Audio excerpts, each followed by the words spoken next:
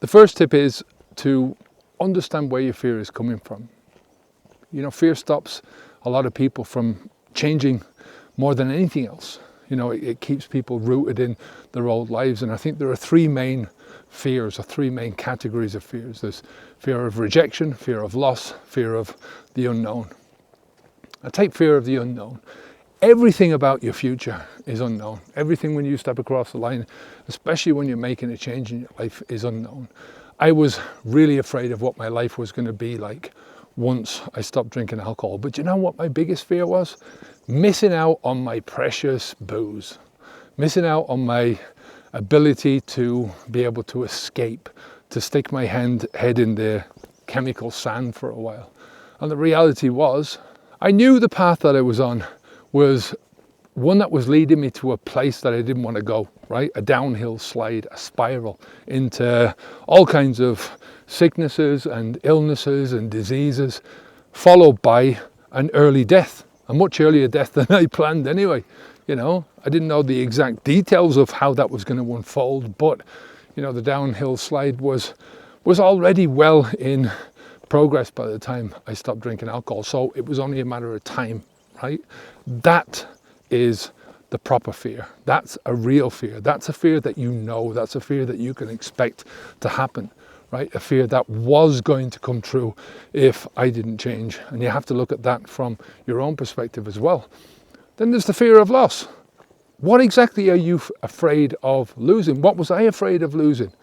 I lost a lot more by my drinking habit, by continuing to drink, than I ever did by stopping drinking alcohol, right? That's for sure. When you stop, despite what your fear to the contrary is telling you, you only gain in life. Getting alcohol out of your life is a gain. But everything else, once you're following onto a pathway that is leading you somewhere good, you are gaining. And that fear of rejection by who? The other drinkers around you, those people that really shouldn't play a part in your progress going forwards. If they're going to reject you because you don't drink anymore, because you're not poisoning yourself anymore, what kind of friends are they anyway? Those who care about you, those who care about your health and your life, they're never going to reject you for trying to improve yourself. They're going to encourage you to improve yourself.